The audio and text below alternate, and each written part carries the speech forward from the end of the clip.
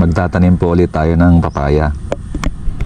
At kagaya ng dati, ang itinatanim natin ay itong Red Royale.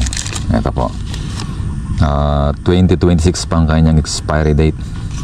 Pero ito'y kasama ng aking itinanim dito noon na napakarami yung bunga, kaya lang nasira dahil sa sunod-sunod na ulan. Yan yung mga natira.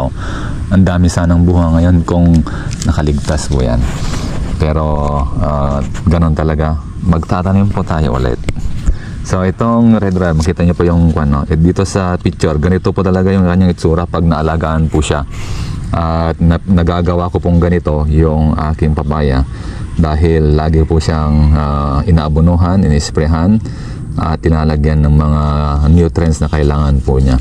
So ang gagawin po natin dito bago po natin siya itatanim, usually ang ginagawa ko dito, binababad ko muna siya for 7 days na ito na babad. Tingnan po yun yung buto, ayan po, eksaktong 8 po yan, at gagawa tayo ng 8 na plastic bag na lalagyan ng buto. Ito po ay ibinababad ko ng 7 days at araw-araw kong pinapalitan ng yung tubig. Alkaline water po yung nilalagay ko dito. Huwag niyo siyang lagyan ng chlorinated water yung galing sa faucet, baka masira po yung buto. Mas maganda yung natural water na lang na galing sa tubig poso ang ilagay niyo po ninyo, o yung tubig ulan pwede din po. Pero ito, alkaline water, talagang mababa yung kanyang acid. Ngayon, alisin po natin yung kanyang tubig at ipupunla po natin siya. Ganyan po ang gagawin natin. So para po maalis siya, gaganito po natin. Yan, unti-unti para hindi po malaglag yung buto.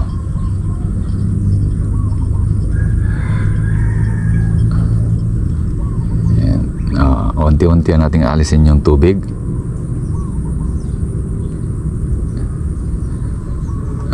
Dahan-dahan para hindi malaglag yung buto. Approximately ang presyo ng isang buto nito ay 10 pesos. Kaya kapag bibilhin nyo ang isang seedlings ng papaya, from 50 to 70 pesos ang benta po nila. Ganyan po kasi kahirap ba magpatubo ng buto ng papaya. Eto, sigurado naman na tutubo lahat. Wala pa akong di pa ako nagmintis, tutubo po lahat ito. So ito po yung kailangan natin na pagpupunlaan. Kailangan po natin ng plastic, yung black plastic, at kailangan natin ng CocoFit. Ito po yung pinakamainam na gamitin para sa pagpupunla nitong papaya. Bakit po? Ito kasi na-drain po siya kaagad, kaya ito ang ginagamit ko. Malit lang po na plastic ito, ganito lang po. Marami ito sa online, sa Lazada o marami po yan, no? So ganito po yung ating ginagawa para magpunla ng papaya. Ganyan po karami yung ating nilalagay na etong CocoFit na to, matagal ko ng stock ito. Bumili ako dati ng 50 sako pero unti-unti naubos kasi ginagamit natin sa pagpupunla ng sili at iba pang mga halaman dito sa ating bukid. Ayan, meron na tayong 4 na wag po kayong umalis dahil para matutunan po ninyo yung pamamaraan para po kayo. Kung halimbawa gusto nyong do it yourself, para makamura po kayo. Imagine kung kayo ay magtatanim ng napakaraming papaya, halimbawa 100 times 50, ilan na po yun? Napakarami. Samantalang ito, ang isang dito, yung 100 pieces na ganito, mahigit yata 1,000. It's either more or less 1,000 yung 1,000 or yung 100 pieces na ganito. Ayan. So siguro approximately mga 2 to 3 weeks ito tutubo. Ayan. Nilagay ko sa taas itong pero may mga bulahatin na kasi lagi tayong nagla-apply ng tricky fertilizer, yung ating probiotic. na talagang pag sinabing probiotic, bubuhayin niya yung mga microorganism, kasama yung earthworm na yan. Ayan. So, ganyan po. So, meron na tayong 5. So, ilan pa sa mga dapat nyong malaman sa pagtatanim ng papaya. Ito pong kung mayroon na kayong reading seedlings, sana ngayon, pag medyo patapos na yung ulan, pwede na tayong magtanim ng papaya. Pero pag mataas po yung area ninyo, all year round pwede. Basta meron kayong patubig during summer para manatili siyang mamunga. Pero pag walang patubig o walang pagmumulan ng tubig, hindi po siya mamumunga.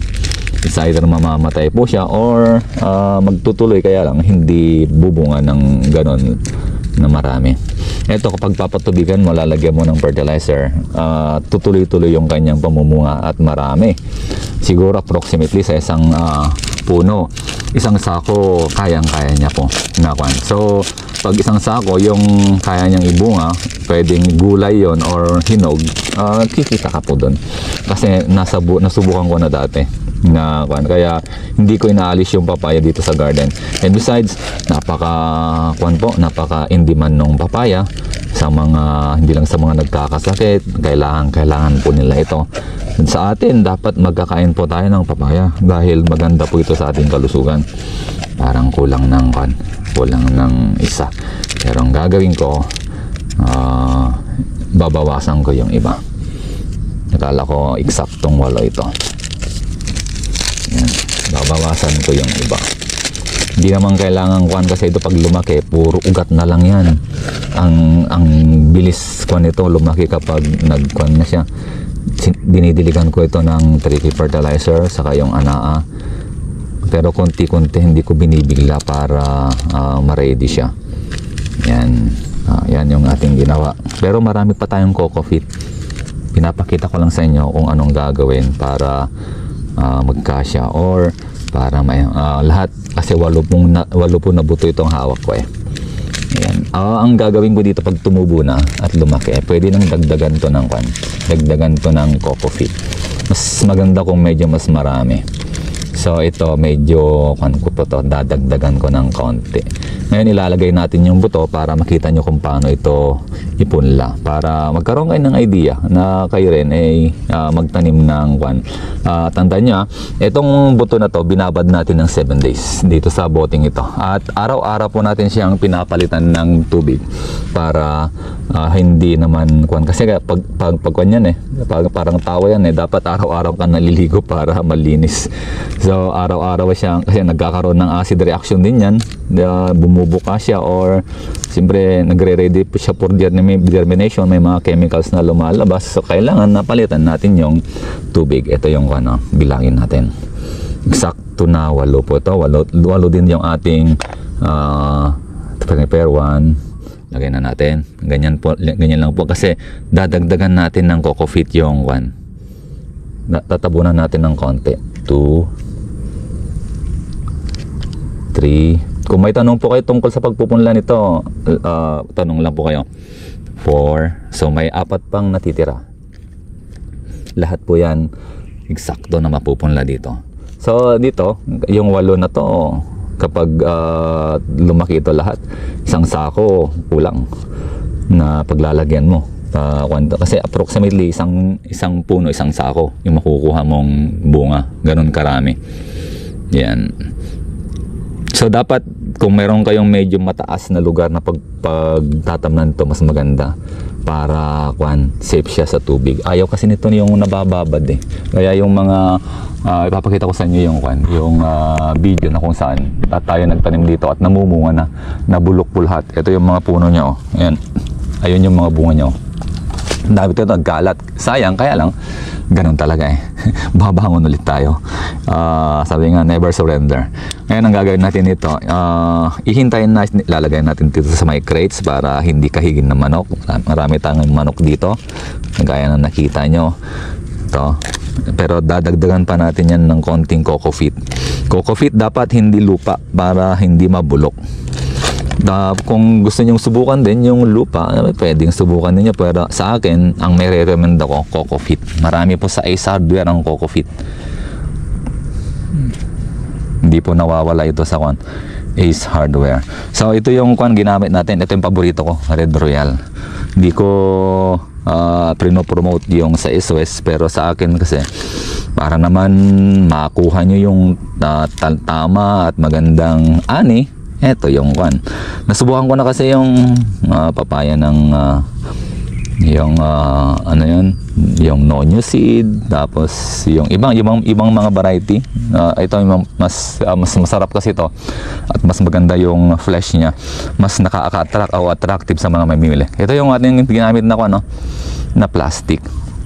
Marami ito sa market. Pwede kayong bumili nito. So pwede nyo itong gamitin sa pagpupunla maski ng kalamansi o iba pang mga tanim na gusto nyo. Ito yung ating kalamansi.